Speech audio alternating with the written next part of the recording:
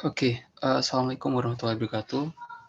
Selamat datang teman-teman di praktikum Pemweb yang ke-13 atau yang terakhir ya. Terasa kita udah hampir berapa bulan? 3 bulan ya. 3 bulan udah ngelakuin praktikum bareng selama 13 minggu ini. Dan hari ini kita tiba di praktikum terakhir. Nah, oke, di praktikum terakhir ini kita akan belajar tentang lanjutan dari Laravel. Kemarin kita udah belajar banyak, mulai dari awal itu tentang pengenalan Laravel, apa aja yang ada di dalamnya, terus sampai yang terakhir itu kita belajar tentang authentication ya, untuk login, register, dan lain-lain seperti itu. Nah, hari ini kita akan belajar yang lainnya, yang lebih advance lagi, ini tentang authorization. Oke, untuk authorization ya, authorization di Laravel. Jadi authorization itu adalah salah satu fitur Laravel, seperti middleware juga. Dia mirip dengan middleware, cuman authorization ini dia lebih punya kemampuan yang lebih kompleks. Jadi kalau middleware kemarin dia memang lebih fokus ke bagian routingnya.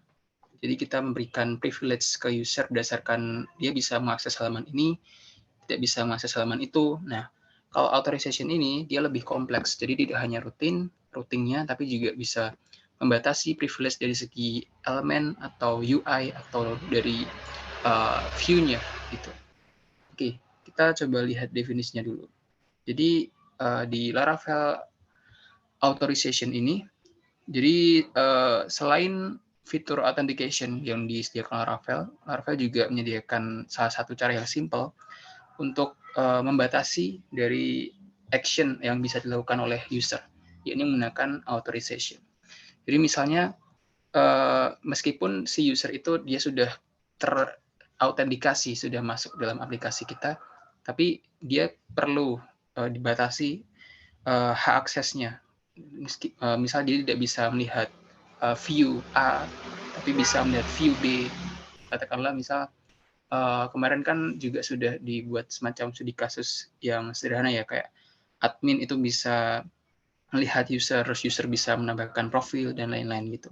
Nah, kalau kita kasihkan authorization nanti ceritanya bisa jadi si user itu tidak bisa melihat view yang hanya bisa dilihat oleh admin gitu. Nah, dia tetap bisa melihat view yang hanya bisa dilakukan oleh user pada umumnya seperti edit profil gitu. Nah, tapi dia tidak bisa melihat view yang hanya bisa dilakukan oleh admin seperti mengedit user atau mengedit role dari user gitu. Nanti itu kita bisa lakukan menggunakan gates ini. Nah, untuk gates, untuk authorization itu ada dua macam. Yang pertama ada gates ya, dan ada policies. Gates itu ibaratnya dia lebih simple authorization tapi dalam hal yang simple. Nah, sedangkan policies ini dia memang lebih kompleks dan bentuknya itu semacam kayak controller gitu ya. Lebih ke controller. Jadi gates itu dengan policies bisa digunakan bersama-sama. Jadi untuk gates itu kita bisa panggil policies di dalamnya, dan policies pun kita juga bisa define gates di dalamnya. Oke, bisa lihat ini dia seperti controller gitu. Nah, yang akan kita bahas di materi authorization ini, yang utama adalah tentang gates ini ya. Nanti kita akan buat studi kasus.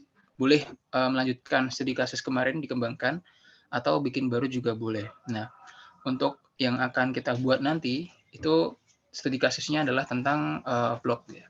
Jadi user itu nanti bisa login atau meregistrasikan dirinya ke dalam aplikasi, kemudian dia bisa menambahkan postingan, bisa membuat postingan, bisa mengedit, dan lain-lain. Dan ada juga nanti role admin, di mana admin nanti bisa menambahkan semacam data-data reference seperti kategori post, kemudian teksnya yang nanti user itu hanya bisa memakainya, tidak bisa membuatnya. Dan admin juga punya fitur untuk mengatur hal-hal yang lebih kompleks dari aplikasi, dan itu memang hanya dilakukan oleh admin. Nanti kita akan coba menggunakan studi kasus itu. Nah, untuk membuatnya di sini aku akan pakai template ya, template admin LTI, template yang sudah banyak digunakan untuk belajar apapun pemrograman web, terutama Laravel ini, karena di sini sudah punya fitur-fitur basic, UI basic yang bisa kita gunakan dengan mudah. Nah, nanti teman-teman boleh menggunakan admin LTI atau boleh menggunakan template lain ya, atau mau bikin sendiri juga boleh ya, bebas. Nah, untuk mempermudah aku sebenarnya juga sudah buatkan juga sekaligus sama aplikasi Laravelnya, di mana di sini sudah terpasang juga admin LTI. Ini nanti teman-teman bisa kunjungi di GitHub-ku, namanya Pemweb 13. Nanti aku share di Classroom juga linknya, supaya nanti bisa dicoba. Ini bisa langsung diinstal atau di-clone, dan nanti bisa digunakan langsung. Karena yang utama dalam praktikum ini adalah tentang authorization-nya. Oke, ini aku coba dulu clone. Nah, ini aku pakai Windows ya, karena biasanya kalau aku praktikum, jelaskan praktikum kan pakainya Linux. Nah, kemudian ini pakainya Windows, jadi lebih mudah dan semoga bisa diikuti lebih banyak nantinya. Oke, aku clone dulu repository-nya.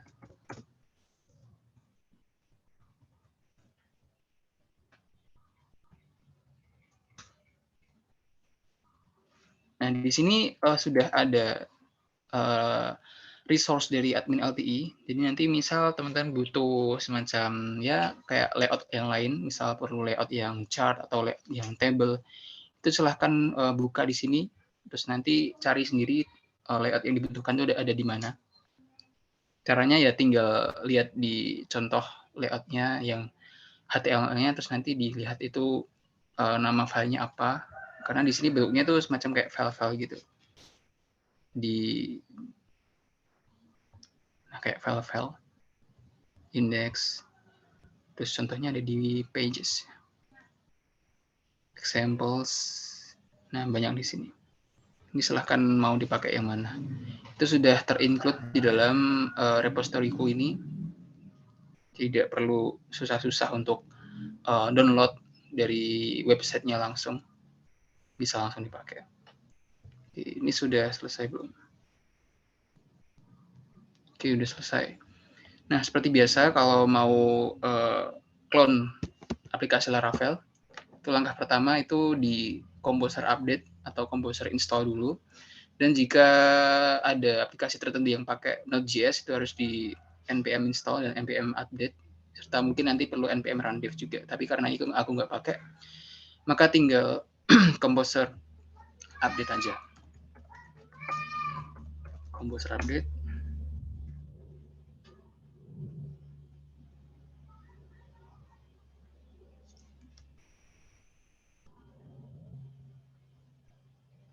Oke, tunggu dulu ya, tergantung koneksi masing-masing.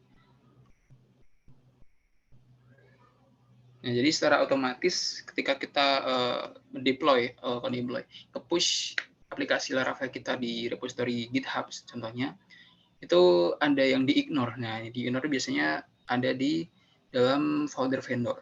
Vendor itu semua dependensi yang diinstal oleh Composer. Karena itu kalau kita upload tuh ukurannya sangat besar, di mana ya, dan vendor itu kan terkadang ada update. Kalau kita upload secara langsung, itu nanti akan banyak makan resource yang sebenarnya tidak perlu.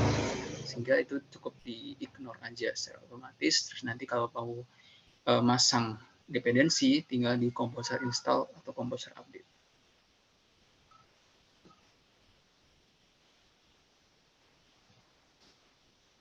Oke, tunggu dulu.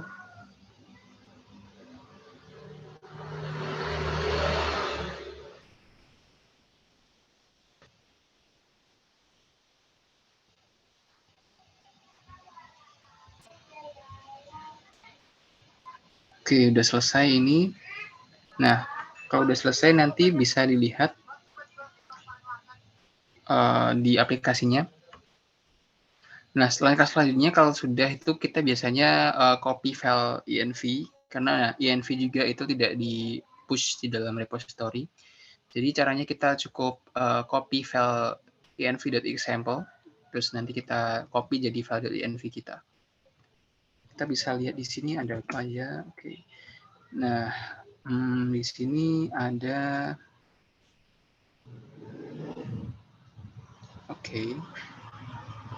env nggak ada. Kita cek di sini. Oh ya, ini ada .env.ex example ini ya. Itu kita copy, terus kita paste dalam bentuk file. Subhanallah.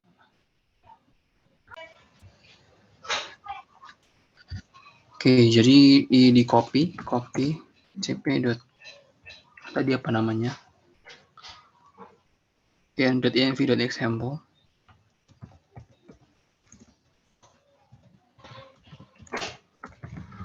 Dalam file baru .env. Oke. Nah, dilihat di sini itu ada file baru .env. Oke, ini kalau sudah seperti ini kita bisa langsung buka pakai kode editor masing-masing atau IDE masing-masing. Pakai PHP Storm, new window. Oke. Nah, di sini bisa lihat ada file .env. Silahkan nanti setting filenya itu untuk yang pertama pastinya mengetik database-nya. Nah, database-nya boleh apapun yang bebas di database. Nah, kalau ini pakainya block underscore. Coba pakai yang lain. PPW 13 save. Nah, kalau seperti ini jangan lupa di PHP MyAdmin atau di MySQL-nya juga harus ada database dengan nama ini. Nah, oke, kalau kita udah berurusan sama MySQL, apalagi Laravel ya, jangan lupa tuh dihidupkan SAM-nya, baik Apache maupun MySQL-nya. Kalau Windows itu gampang, tinggal di sini, biasanya nanti secara default-nya seperti masih kosong, kita start, ya, MySQL dan Apache-nya. Nah, kalau udah di start dan udah bisa, itu nanti bisa dicek di PHP MyAdmin ya. Ini sudah ada PHP MyAdmin. Kalau udah bisa diakses, berarti udah bisa. Buat database baru, sesuai namanya yang ada di file .env tadi, 13. Nah, kalau udah seperti ini, udah ada database-nya, terus kita artisan migrate fresh dulu. Dan nanti di sini database atau table-table yang sudah di-setting bisa nanti kesimpan di database yang kita buat itu. PHP artisan migrate fresh.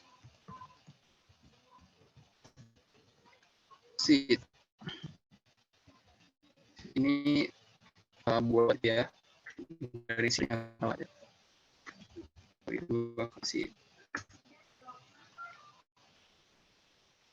Oke. Nah, bisa dilihat di database-nya apakah sudah ada PPW 13. Oke, sudah kesimpan. Oke. Nah, ini aplikasinya juga sudah ada. Jadi, oke, bentar.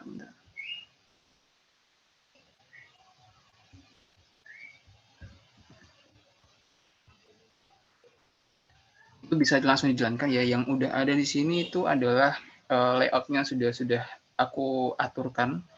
Teman-teman nanti tinggal fokus bikin studi kasusnya kalau beda.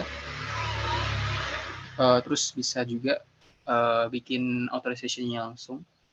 Dan sama juga ada juga untuk authentication-nya juga sudah ada login dan registernya. Kita coba lihat PHP Artisan Serve. Nah, ini tinggal dikunjungi aja. Oke. No application encryption has been specified. Berarti ini belum ada key-nya ya aplikasinya. Nah, caranya itu tinggal ngikuti aja PHP Artisan Key Generate. Ini pada case tertentu bisa terjadi ya. Jadi di foldernya tadi tinggal di jalankan sintaksnya PHP artisan key generate. Nah, kalau udah seperti ini udah bisa, harusnya udah hilang errornya. Oke. Seperti ini, nanti ada 2 halaman, ya, ada 2 register. Nah, registernya masih template dari admin LTI dan adalah untuk login-nya juga. Oke. Ini juga sudah ada validation-nya, ya. Bisa dilihat di sini kalau mau ngedit. Ini aku bikin untuk register dan login-nya itu dia ada kontrol sendiri, kontrol alt login dan register. Nah, untuk view-nya itu juga sudah aku buat templating. Dia nanti lebih memudahkan misal mau ngedit-ngeditnya. Oke, untuk out dashboard sudah aku pisahkan jadi semacam modular seperti itu. Tinggal pakai aja, kalau mau ngedit juga boleh, silahkan, bebas. Nah, karena ini masih fresh, aku akan coba untuk registrasikan user baru. Sama dengan namaku.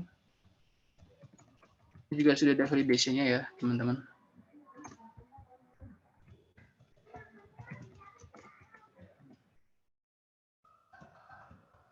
Kalau mau ngedit validation-nya juga bisa, nanti di controller ada.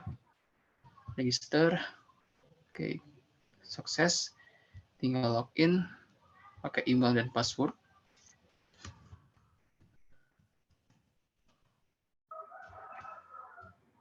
Oke, gagal, ya.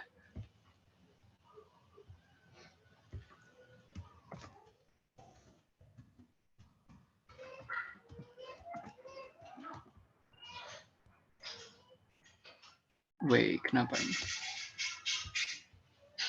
Bentar, user gmail.com.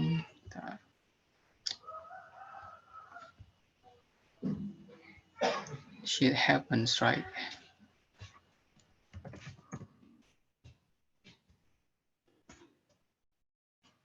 Oh, gagal terus. Password _123. Kita coba baru aja deh. Kena lupa tadi passwordnya. 32@gmail.com. Password _123. Password 123. Register harusnya benar. Iya 2.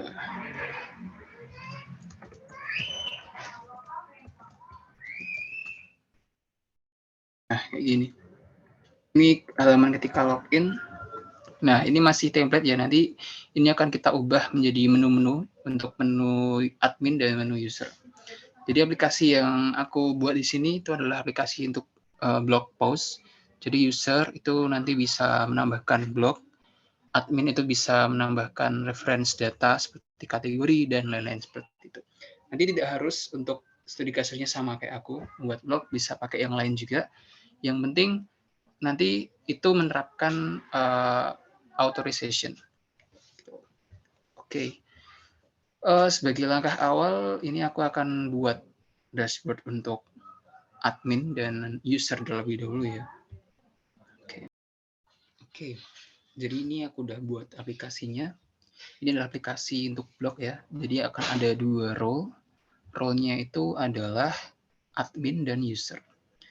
Nah, cara membedakannya ini masih sederhana. Jadi aku bikin fitur atau kolom baru, untuk membedakan apakah dia admin atau tidak. Itu pakainya is admin.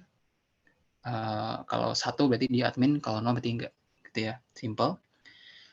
Nah, ini tadi aku juga sudah buat beberapa fitur untuk aplikasi blog ini. Jadi untuk admin tuh bisa lihat user. Nah, itu bisa lihat usernya apa aja, siapa saja, terus berapa jumlah postingannya, dan kita bisa lihat postingan yang dibuat user itu apa. Tuh, ada kategori dan tag-nya. Seperti aku bilang tadi, tag-nya itu dia relasinya many to many, ya, dengan postingan. Kemarin sudah diajari, ya, many to many. Jadi untuk many to many itu pakainya pivot table seperti ini. Post _ tag, Nah, cuman terima ID tag dan ID post. Itu pakainya metode attach, detach, dan sync. Oke, itu admin juga bisa buat daftar kategori. Nah, ini juga sudah bikin beberapa kategori. Misal apa ya? Kuliner. Nah, ini beberapa kategori. Nanti user itu dia bikin postingan, refresh-nya tabel kategorinya itu dari ini, dari tabel kategori yang dibuat oleh admin. Nah, terus ada tag ya. Tag-nya ini juga ada beberapa. Tag-nya nanti user bisa milih berapa tag juga, dan di tag masing-masing tag ini juga bisa digunakan oleh banyak postingan. Makanya relasinya itu adalah many to many. Nah, untuk user itu dia bisa bikin postingan seperti ini. Oke, ada yang kurang nih, mohon maaf. Bentar. Di bagian postingan ya.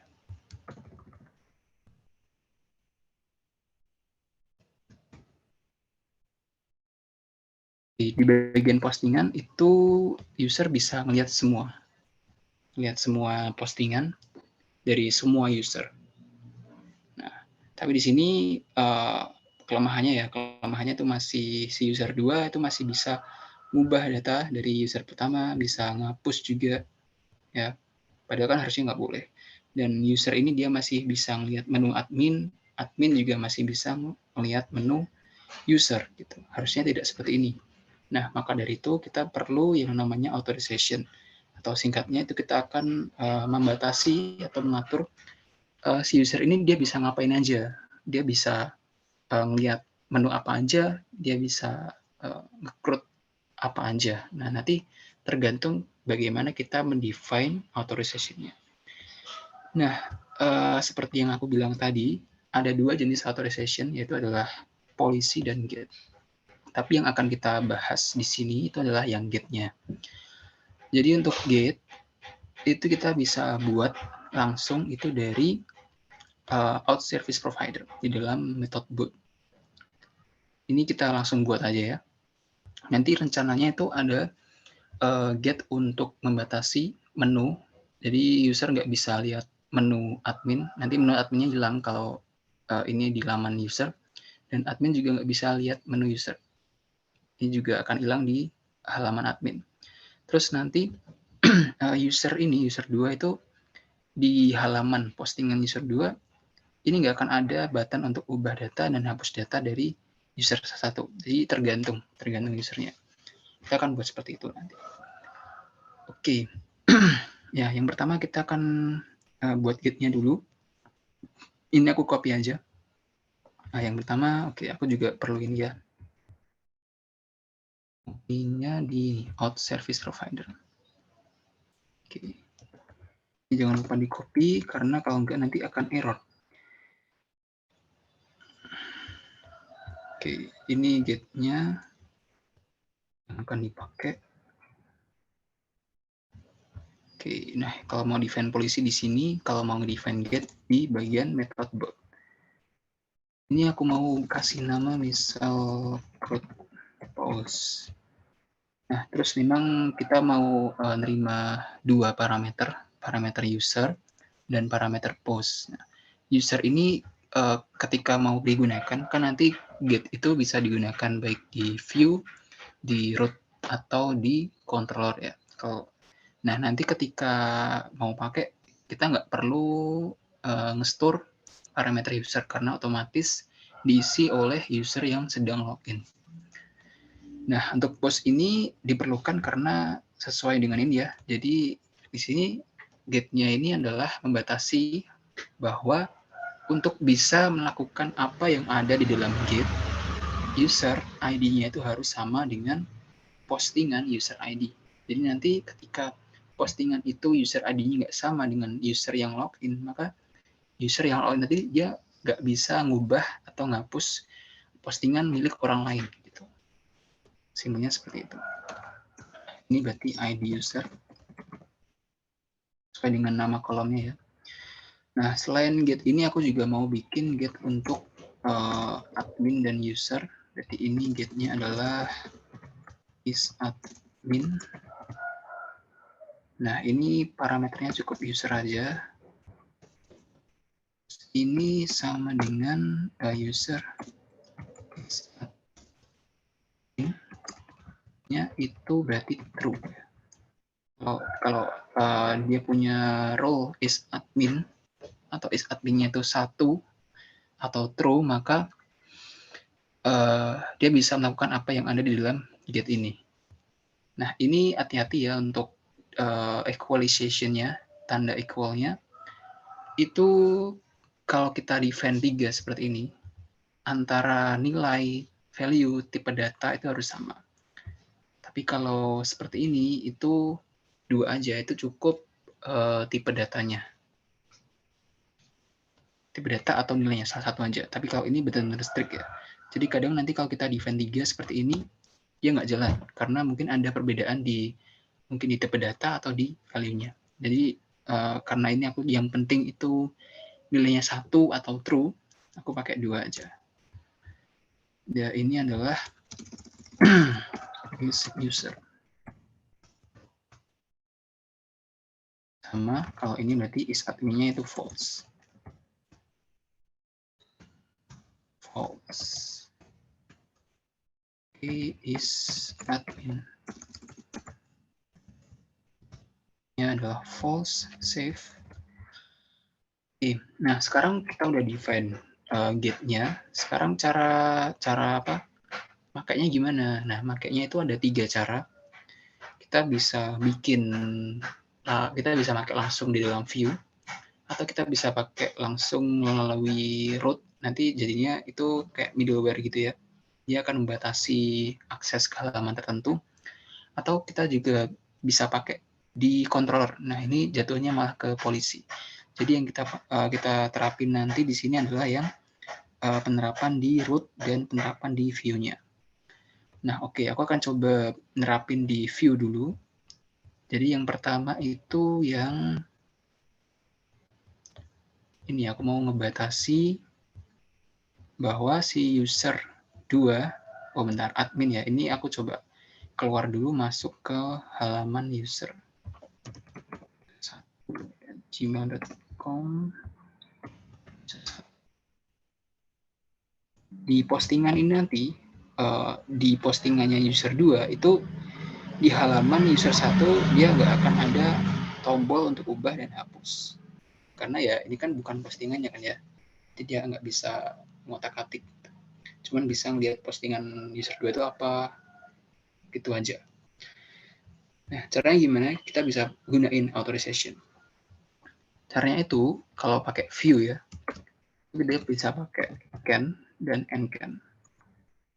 Ini ada metode-metode atau helper lain, seperti allows, denies, check, any. Tapi kalau di view, yang paling mudah itu pakai can dan ncan. Contohnya ini, misal kita mau pakai get namanya update nih ya, dan kita juga taruh parameter lain seperti post karena ini nggak dibuat otomatis oleh get-nya. Dan misal untuk get update itu yang ada di dalamnya apa? Nah, kayak tadi misal can-nya berarti CRUD post ya, can-nya CRUD post berarti yang ada di sini itu adalah button-buttonnya. Sama misal can-nya is admin, berarti yang ada di sini adalah menu admin. Kalau can is user, yang ada di sini di dalam get-nya adalah menu user. Oke, gitu ya. Berarti kita akan gunain untuk yang penerapan authorization atau get di dalam view.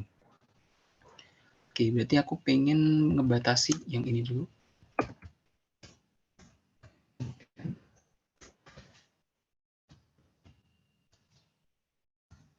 Seperti itu, berarti ini nama get-nya adalah CRUD post sesuai yang dibikin di out service provider. Post, ini juga post. Nah, postnya ini ngambil dari sini, karena ini udah di looping ya. Terus buttonnya ini aku masukin di situ. Jadi nanti ketika post user ID itu sama dengan user ID, maka buttonnya ini muncul. Tapi kalau nggak sama, ya nggak muncul. Oke, kita akan coba dulu, bisa nggak? Nah, ini harusnya nanti karena user 1 yang login, maka di postingan user 2 ini buttonnya hilang. Nah, hilang kan ya. Oke, berarti sekarang udah bener, udah bisa. Oke, berarti yang menu admin sama menu user sekalian ya. Kalau itu berarti ada di sidebar. Oke, ini menu user.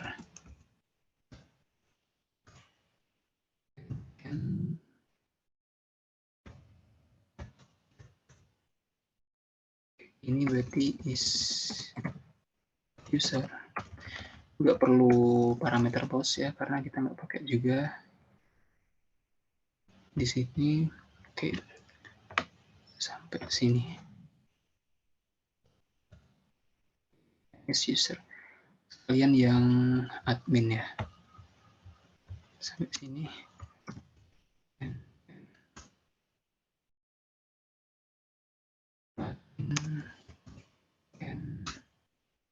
Is admin. Dulu harusnya karena dia ini bukan admin, menu admin harusnya hilang. Nah, oke, udah hilang ya. Kalau kita masuk ke halaman admin, harusnya menu user juga hilang. Nah, tapi di sini user ini masih bisa mengakses halamannya admin. Ini dia masih bisa. Harusnya kan nggak bisa. Nah, maka dari itu selain kita atur authorization di view, kita juga perlu mengaturnya sebagai middleware. Karena middleware itu kan fungsinya untuk membatasi akses ke halaman tertentu. Nah, kita masih perlu itu supaya nanti user ini nggak bisa mengunjungi halaman admin. Caranya gimana? Ini kita bisa pakai authorization di dalam middleware. Coba cari middleware. Ya, middleware. Nah, beberapa via controller, via model juga bisa ternyata. Dan via view. Nah, kalau middleware itu ya kita harus bikin middleware baru, tapi karena kita nggak bikin middleware, kita bisa pakai gate-nya tadi. Di sini berarti. Nah, jadi untuk menu apa ini? Menu user, menu admin ya. Kita kasih middleware-nya itu adalah ada keyword can di sini. Terus nanti diisi dengan nama gate-nya. Ini berarti nama gate-nya adalah is-admin. Terus yang ini juga sama yang bawah-bawahnya. Jadi kalau nanti si user itu tidak memenuhi get admin,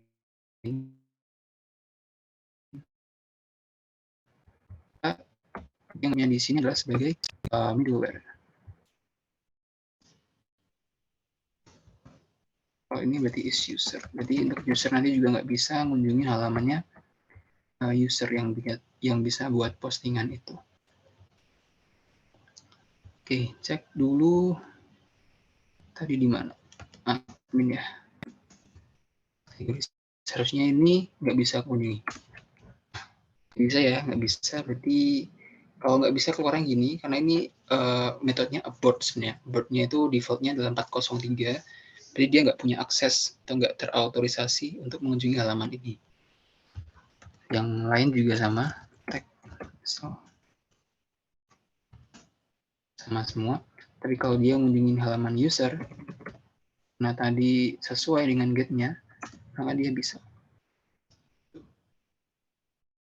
Oke, seperti itu ya, simple. Kalau admin juga sama nanti.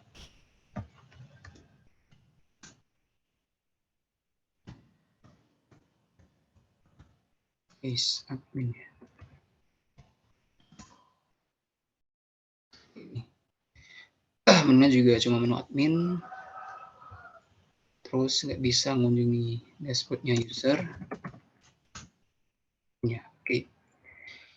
Itu dulu ya. Jadi Laravel itu tadi selain middleware, kita juga bisa ngasih semacam authorization. Authorization itu ibaratnya kayak permission ya. Jadi kita ngatur privilege user dengan tergantung ya. Misal pakai role, berarti user dengan role ini, user role admin, itu dia nggak bisa ngelakuin apa, dia bisa ngelakuin apa. Itu kita bisa atur di dalam authorization ini. Nah, cuman authorization ini berbeda dengan middleware, di mana middleware kan itu hanya fokus ke routingnya ya.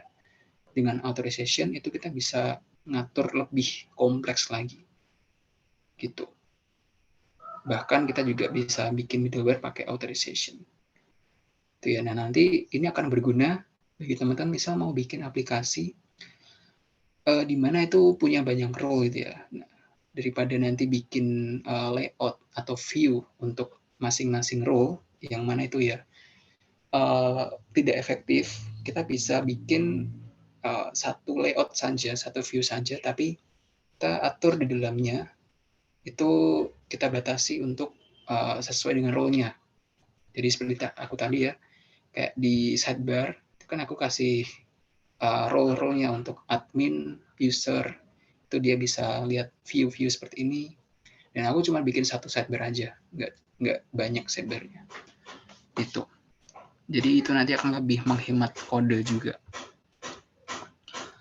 Oke, nah nanti tugasnya teman-teman terapin tentang authorization ini, baik yang udah pakai di view, baik yang di view ataupun di middleware ataupun juga di controller ya. Karena tadi aku belum praktekin di controller, tapi nanti teman-teman tugasnya itu mempraktikkan selain dua tadi di view dan di middleware, juga praktikkan di controller.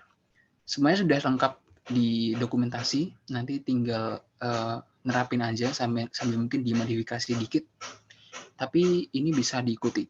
Insya Allah sangat mudah ya. Kalau teman-teman itu memahami atau mengikuti dengan serius tentang materi sebelumnya, ini akan sangat mudah. Di dokumentasi sudah sangat lengkap, nanti silahkan dikunjungi ya. Kalau misal nanti mau bikin polisi juga, itu akan jadi nilai tambah ya. Tapi yang aku minta di sini adalah yang gate untuk penerapannya di controller. Itu yang utama dulu, selain yang dua tadi. Nanti boleh mau pakai layoutnya ini, admin LTI 3, terus mau pakai studi kasus yang sama, blog post juga boleh, atau nanti mau pakai studi kasus beda, yang kalau teman mau lanjutin yang kemarin juga boleh, atau misal punya sendiri, itu juga boleh. Yang penting yang jadi penilaian itu adalah penerapan dari authorization gate-nya ini, yang di middleware, di view, dan di control. Itu ya, tugasnya itu. Nanti ini aku akan share untuk repoku, repository yang sudah ada layoutnya. Jadi nanti teman-teman tinggal pakai aja, nggak apa-apa. Ini pakainya admin LTI. Tapi kalau misalnya teman-teman nggak senang layoutnya, mau pakai lain, silahkan. Bebas. Oke, itu aja. Oke. Oh ya, karena ini adalah pertemuan terakhir ya, udah week ke-13. Berarti nanti ya kita berarti udah masuk di penghujung praktikum ya. Ya, aku mewakili teman-teman asisten praktikum itu mengucapkan terima kasih ya atas antusias teman-teman yang sudah mengikuti praktikum dari awal sampai akhir. Meskipun ya dari kami itu masih banyak kekurangan, masih banyak kesalahan, kami sangat mohon maaf karena di sini kita sama-sama belajar, teman-teman belajar tentang pemrograman web ya. Kami juga belajar cara mengajar. Nanti mohon dimaklumi aja ya. Ya ini sebagai bahan evaluasi bersama gitu. Intinya harapan kami output dari praktikum PMWeb ini adalah semakin memacu semangat teman-teman untuk mempelajari pemrograman web. Apapun nanti perjalanan teman-teman, semoga ini bisa menjadi baseline, bisa menjadi dasar yang memantik semangat teman-teman untuk mempelajari PMWeb nantinya. Oke. Semangat ya, masih banyak yang harus dilakukan teman-teman, masih panjang perjalanannya. Tapi kami harap kita bisa sukses bareng-bareng ya, sesuai apa yang nanti diinginkan oleh teman-teman semuanya.